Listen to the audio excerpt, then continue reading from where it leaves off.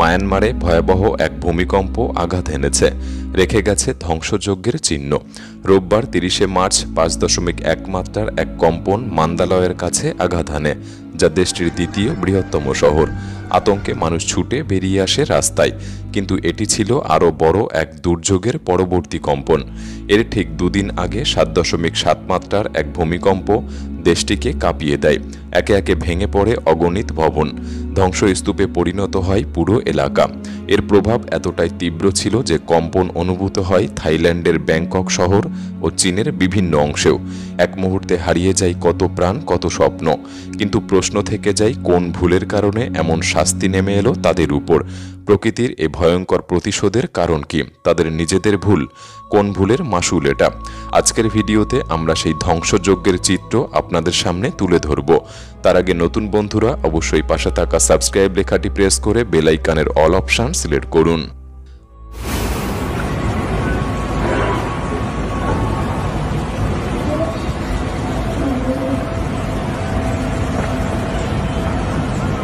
মায়ানমারে এই শতাব্দীর সবচেয়ে শক্তিশালী ভূমিকম্প ভয়াবহ ধ্বংসযজ্ঞের ছাপ রেখে গেছে।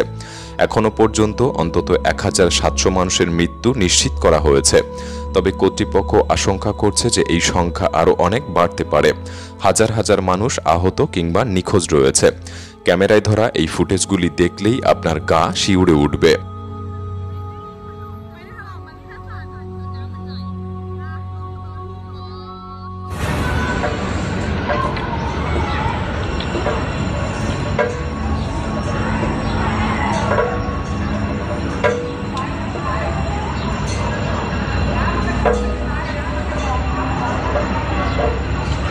ধ্বংসযজ্ঞ অবর্ণনীয়। সেতুগুলি ভেঙে পড়েছে, রাস্তাগুলি ফেটে চৌচির হয়ে গেছে, গোটা গোটা মহল্লা ধূলিসাৎ হয়ে গেছে।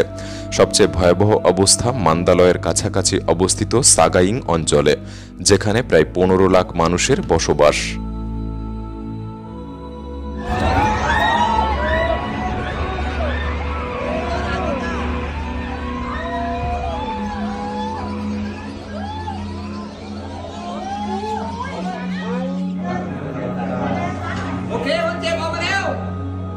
บนโลเดี๋ยวเบรกก่อนแป๊บนึงให้พี่เอาสองอันมาประกบต่อกันมันจะกว้างก่อนมาต่อกันเดี๋ยวเลยวะเนี่ยก่อนมาต่อกันভূমিকম্পের ভয়াবহতা এতটাই যে দীর্ঘদিন ধরে আন্তর্জাতিক সাহায্যের আহ্বান এড়িয়ে যাওয়া মায়ানমারের সামরিক সরকার এবার নিজেই বিদেশি সহায়তার জন্য আবেদন জানিয়েছে। এরপর বিভিন্ন দেশ থেকে উদ্ধারকারী দল মায়ানমারে পৌঁছাতে শুরু করেছে। ব্যাংককেও এই কম্পন অনুভূত হয়, যেখানে অন্তত ১৮ জন প্রাণ হারায়। নির্মাণাধীন একটি উঁচু ভবন কয়েক মিনিটের মধ্যেই ধসে পড়ে, যার নিচে আটকে পড়ে বহু মানুষ। এছাড়াও শহরের অন্যান্য জায়গায় আরও ৭ জনের মৃত্যু হয়েছে।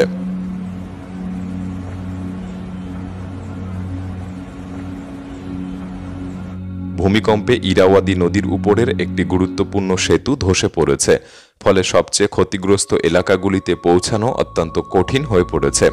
জরুরি সাহায্য পৌঁছানো রীতিমতো ব্যাহত হচ্ছে, আর ধ্বংসস্তূপের নিচে আটকে পড়া মানুষের উদ্ধারের সময় পেরিয়ে যাচ্ছে।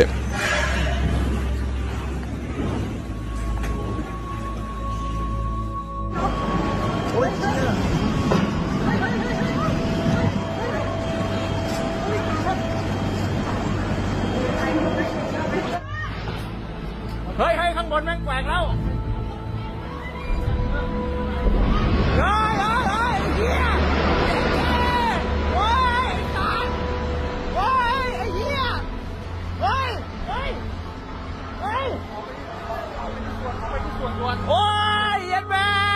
এখনো পর্যন্ত প্রায় ৯,৫০০ ভবন ক্ষতিগ্রস্ত হওয়ার তথ্য পাওয়া গিয়েছে।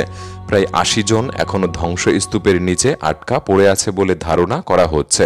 মার্কিন ভূতাত্ত্বিক জরিপ সংস্থা USGS জানিয়েছে, প্রাথমিক অনুমান অনুসারে মৃত্যুর সংখ্যা ১০,০০০ ছাড়িয়ে যেতে পারে। শুক্রবার ৬.৭ মাত্রার আরও একটি বড় পরাঘাত পরিস্থিতিকে আরও শোচনীয় করে তুলেছে।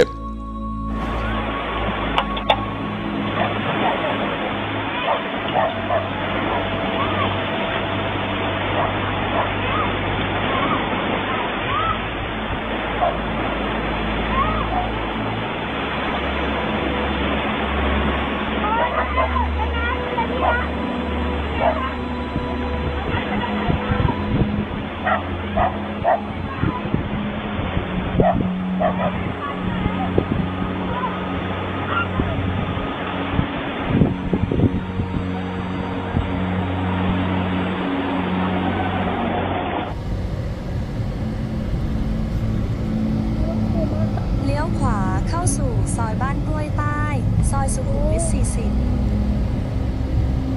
Oh my god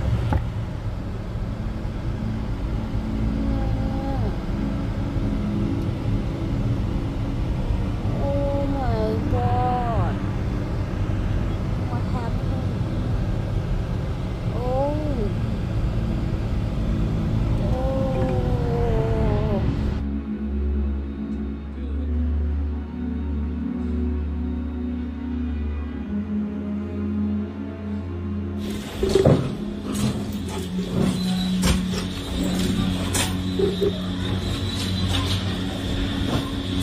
I think we're just having an earthquake in Shanghai. The whole fucking building's moving.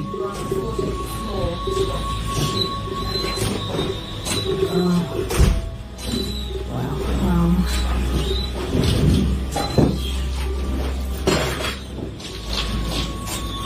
Myanmar এমনিতেই 2021 সাল থেকে চলমান গৃহযুদ্ধে বিপর্যস্ত। এই সংঘাত দেশটির গুরুত্বপূর্ণ অবকাঠামো দুর্বল করে ফেলেছে, হাসপাতালগুলিকে নাজেহাল অবস্থায় ফেলে দিয়েছে এবং লাখ লাখ মানুষ খাদ্য ও আশ্রয়ের অভাবে দিন কাটাচ্ছে। এর উপর এই বিধ্বংসী ভূমিকম্প দেশটিকে আরও গভীর মানবিক সংকটের দিকে ঠেলে দিয়েছে।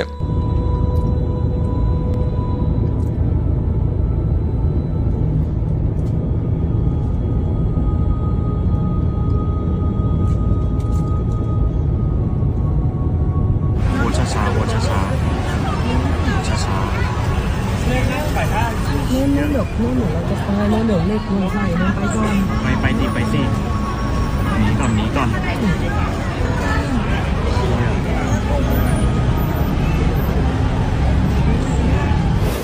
God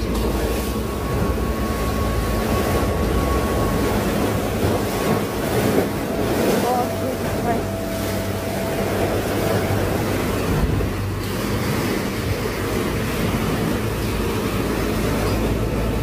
মায়ানমার রেড ক্রস জরুরি ত্রাণ কার্যক্রম শুরু করেছে, ক্ষতিগ্রস্তদের জন্য খাদ্য, জল ও চিকিৎসা সহায়তা দিচ্ছে, কিন্তু ধ্বংসযজ্ঞ এত ব্যাপক যে স্থানীয় উদ্ধার প্রচেষ্টা পর্যাপ্ত নয়। প্রয়োজনীয় ত্রাণ সামগ্রীও ঘাটতি দেখা দিয়েছে।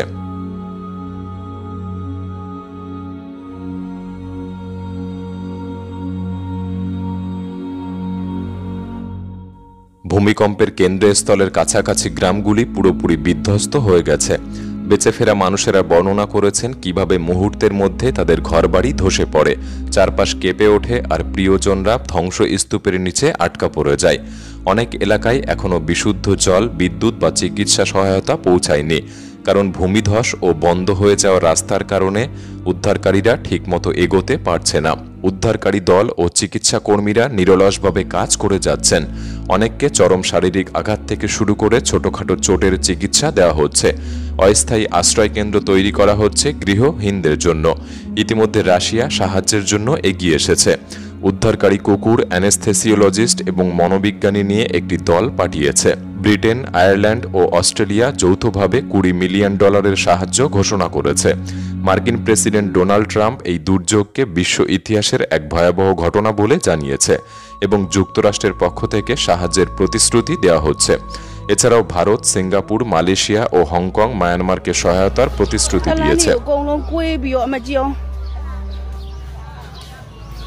জাতিসংঘ বা ইউনাইটেড নেশন জরুরি ভিত্তিতে $5 মিলিয়ন বরাদ্দ করেছে এবং তাদের উদ্ধারকারী দল মোতায়েন করেছে। তবে সামনের চ্যালেঞ্জগুলি বিশাল। বছরের পর বছর ধরে গৃহযুদ্ধে ক্ষতিগ্রস্ত অবকাঠামো ভূমিকম্পের আঘাতে আরও দুর্বল হয়ে পড়েছে। সবচেয়ে ক্ষতিগ্রস্ত এলাকাগুলির মধ্যে কিছু অঞ্চল সামরিক বাহিনী ও বিদ্রোহী গোষ্ঠীর অধীনে থাকায় উদ্ধার প্রচেষ্টাকে যেন আরও জটিল করে তুলেছে। সব মিলিয়ে মায়ানমারের অবস্থা যেন শোচনীয়।